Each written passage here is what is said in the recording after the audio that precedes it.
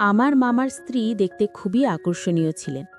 প্রথম দিন তিনি যখন তার স্বামীর ঘরে যাচ্ছিলেন, যাবার সময় আমাকে এক নজর দিকে হালকা হেসে ইঙ্গিত করলেন। মনে হচ্ছিল যেন তার মনে আমার প্রতি একটু আলাদা আকর্ষণ কাজ করছিল। একদিন দুপুরবেলা বাড়িতে কেউ ছিল না, মামা তখন বাইরে ছিল। সেই সময় হঠাৎ করে মামি আমাকে ফোন করলেন। তার ফোন পেয়ে আমি দ্রুত বাড়িতে গেলাম এবং দেখি তিনি একা বসে নীরবে কিছু ভাবছেন। তিনি অনেক সুন্দর করে সেজেগুজে ছিলেন। মামি একদিন বললেন, তোর মামা অনেক ব্যস্ত থাকেন, আগের মতো সময় দিতে পারেন না। আমি অনেক কিছু আশা করেছিলাম, কিন্তু তা এখনো পুরোপুরি পাইনি। আজ তুই একটু তার কাজে সাহায্য করবি। আমি বিস্মিত হয়ে বললাম, মামি, আমি তো এখনো তরুণ, মাত্র 18। মামি হেসে বললেন, চিন্তা করিস না, একটু মনোযোগ দিলে সবকিছুই সহজ হয়ে যাবে। তারপর মামি, বন্ধুরা রেডি হয়ে যাও, আজকের গল্পটা অনেক বেশি স্পেশাল, তাই কেউ মিস করো না। আর দয়া করে গল্পগুলো ভালো লাগলে ভিডিওটি লাইক, শেয়ার এবং চ্যানেলটি সাবস্ক্রাইবই করো প্লিজ। এই গল্পে আমি একজন তরুণ ছেলের চরিত্রে অভিনয় করছি। আমার মামি ছিল অসাধারণ সুন্দর, তার ব্যবহার ছিল অনেক ভালোই। জানি না কেন বিয়ের পর থেকেই তিনি আমার দিকে বেশি নজর রাখছিলেন, যা আমাকে অবাক করত।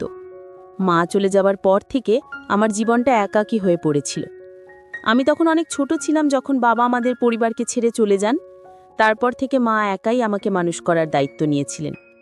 কয়েক মাস আগে মা আমাদের ছেড়ে চলে গেলেন, যা আমার জন্য এক বিশাল আঘাত ছিল। আমার মামা তখন আমাদের সাথেই থাকতেন। তিনি চুপচাপ হয়ে গিয়েছিলেন, সব সময় মায়ের স্মৃতির মধ্যে ডুবে থাকতেন। আর আমি তখন একেবারেই ছোট ছিলাম, নতুন বাস্তবতাকে বোঝার জন্য। তবে আমি নিজেকে সামলে নিয়েছিলাম। মামা খুবই আবেগপ্রবণ একজন মানুষ ছিল। এখন তো তিনি প্রায় রাতে মদ্যপান করে বাড়ি ফিরতেন এবং বাড়ি এসে না খেয়ে ঘুমিয়ে পড়তেন। আমি শুধু চুপচাপ তাকে দেখে যেতাম। একদিন মায়ের এক বান্ধবী আমাদের বাড়িতে এসেছিলেন। তিনিও মায়ের চলে যাবার খবর শুনেছিলেন, তাই 3-4 দিন আমাদের সাথে থাকলেন। তিনি মামার ব্যবহার লক্ষ্য করলেন এবং বললেন, এখন তোর বিয়ে করা উচিত। বাড়িতে যদি কোনো মেয়ে থাকে তাহলে সে তোকে এবং তোর ছোট ভাগ্নেকে সামলাতে পারবে। আমি দেখছি তোমরা দুজন একে অপরের থেকে দূরে সরে যাচ্ছ। তিনি আরও বললেন, একজন নারী পারে একটা বাড়িকে সুন্দর বানাতে। আন্টির কথায় মামা সম্মতি দিলেন। এরপর আন্টি ভাইয়ার জন্য উপযুক্ত মেয়ে খুঁজতে শুরু করলেন। যেদিন আন্টি তাদের বাড়ি গেলেন সেই রাতেই মামার নেশাগ্রস্ত অবস্থায় বাড়ি ফিরলেন। তার সাথে ছিল একটি মেয়ে। সে মামার হাত ধরে তাকে ঘর পর্যন্ত নিয়ে গেলেন এবং তারপর তাকে ঘরে রেখে চলে গেলেন। পরের দিন সকালে সেই মেয়েটি আমাদের বাড়ির কলিং বেল বাজিয়ে মামার ব্যাপারে জিজ্ঞেস করল। তারপর সে রান্নাঘরে গিয়ে আমাদের জন্য জলখাবার বানাতে শুরু করল। জলখাবার খেয়ে আমি কলেজের উদ্দেশ্যে বেরিয়ে গেলাম, কিন্তু মামা তখনও ঘুমাচ্ছিলেন। তাকে জাগানোর সাহস আমার হয়নি। দুপুরে যখন আমি বাড়ি ফিরলাম তখন দেখলাম মামা বাড়িতে নেই। কিছুক্ষণ পর ফ্রেশ হয়ে বসার ঘরে এসে দেখি বাড়ির কলিং বেল বাজল। দরজা খুলতেই দেখলাম মামা সেই মেয়েটির সাথে বিয়ে করে বাড়ি ফিরেছে। তাদের গলায় বিয়ের মালা ছিল। আমি বিস্ময়ের সাথে তাদের দিকে তাকিয়েছিলাম। তখন মামা হাসতে হাসতে বলল, কিরে কুনাল, এভাবে অবাক হয়ে তাকিয়েছিস কেন? এ তোর মামির তানিয়া, যা ভেতর থেকে আরতির থালা নিয়ে আয়। মামার বিয়ে দেখে আমি খুশি হয়েছিলাম, কিন্তু আশ্চর্য হলাম এই ভেবে যে মামা লাভ ম্যারেজ করেছে। যদি আমি বেশি কিছু জানতে চাইনি, তাড়াতাড়ি আরতির থালা এনে তাদের ঘরে প্রবেশ করালাম।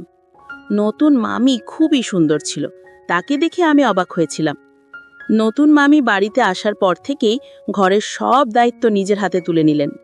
সেদিন রাতে মামা আর মামি নিজেদের ঘরে চলে গেলেন, আর আমি পানির বোতল নিয়ে নিজের ঘরের দিকে হাঁটতে শুরু করলাম।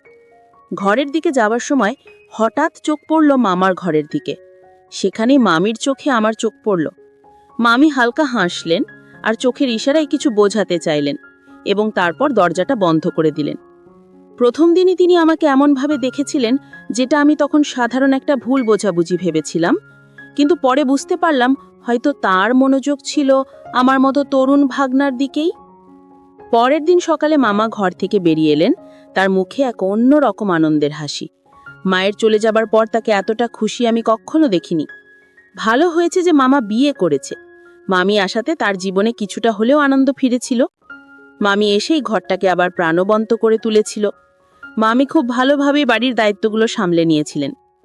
আমি মামা আর মামির প্রেম কাহিনী জানতে খুবই আগ্রহী ছিলাম, কিন্তু মামার সাথে সে বিষয়ে কথা বলার কোনো সুযোগ পাইনি।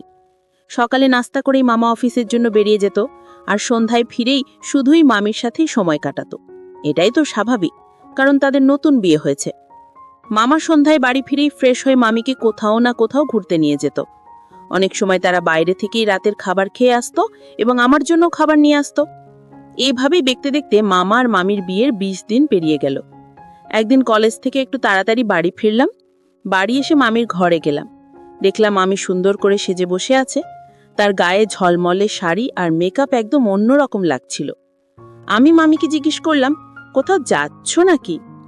তিনি মুচকি হেসে বললেন, না, আমি এভাবেই থাকতে পছন্দ করি, তাই নিজের পছন্দ মতো মেকআপ করেছি।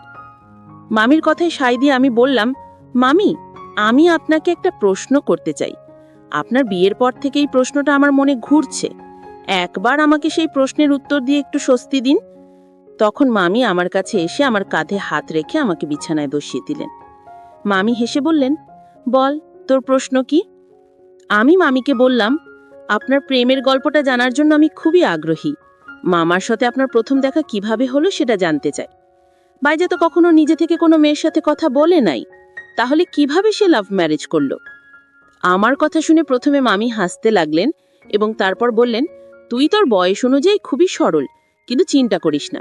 এখন যখন আমি এই বাড়িতে এসেছি, তোকে একটু একটু করে স্মার্ট বানিয়ে দেব। মামি আমার প্রশ্নের উত্তর দিতে শুরু করলেন, তোর মামা আর আমার প্রথম দেখা হয়েছিল একবার বাস স্টপে। তখন তোর মামাকে বেশ চিন্তিত দেখাচ্ছিল। আমি একটু খোলামেলা স্বভাবের মানুষ, তাই আমি নিজেই তার সাথে কথা বলার চেষ্টা করলাম। এরপর থেকে আমরা প্রায় ওই বাস স্টপে যে দেখা করতাম, আর সে আমাকে প্রায় মদ্যপ অবস্থায় সেখানে দেখা দিত। আমি যতবারই তাকে দেখতাম তাকে বাসে ঠিকঠাক তুলে দিতাম। এভাবেই আমাদের কথাবার্তা বাড়তে লাগলো। একদিন তাকে বাড়ি পর্যন্ত ছেড়ে এলাম, আর সেদিনই আমরা আমাদের অনুভূতির কথা একে অপরকে জানিয়ে দিলাম। তোর মামা তো তখন একেবারে উচ্ছ্বাসে ভেসে গেল। সেই সাথে সাথেই আমাকে বিয়ের প্রস্তাব দিল। আমার পরিবারে তেমন কেউ ছিল না, তাই আমিও তোমার মামার প্রস্তাব মেনে নিলাম। এইভাবেই আমাদের বিয়ে হয়ে গেল। মামি আমাকে আশ্বস্ত করে বললেন, চিন্তা করিস না, তোর মামা আর কখনো মদ্যপান করে বাড়ি ফিরবে না। তাদের প্রেম কাহিনীটা বেশ মজার ছিল। তোর মামার মামির ব্যবহার আর ব্যক্তিত্ব খুব পছন্দ হয়েছিল, তাই আমাদের মধ্যে বিয়ে হয়েছিল। সত্যি বলতে মামি যখন থেকে এই বাড়িতে এসেছে, আমি একবারও দেখিনি যে মামা মদ্যপ অবস্থায় বাড়ি ফিরেছে। কয়েকদিনের মধ্যেই মামি পুরো বাড়ির পরিবেশটাই বদলে দিয়েছে। কিন্তু এখন আমার মনে প্রশ্ন আসতে শুরু করেছে যে বিয়ের পর মামি কি সত্যি আমার মামার সাথে খুশি আছে?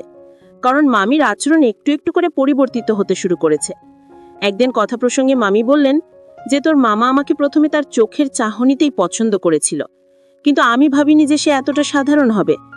আস্তে আস্তে আমি তার জীবনযাত্রায় পরিবর্তন আনছি, কিন্তু তার স্বভাব কবে বদলাবে সেটা আমি বলতে পারবো না। মামির এই কথাগুলো আমাকে একটু চিন্তায় ফেলল, কারণ এটা তাদের ব্যক্তিগত ব্যাপার ছিল। পরের দিন আমি একটু তাড়াতাড়ি বাড়ি ফিরলাম এবং দেখলাম যে মামার একজন বন্ধু বাড়ি থেকে বেরিয়ে যাচ্ছিল।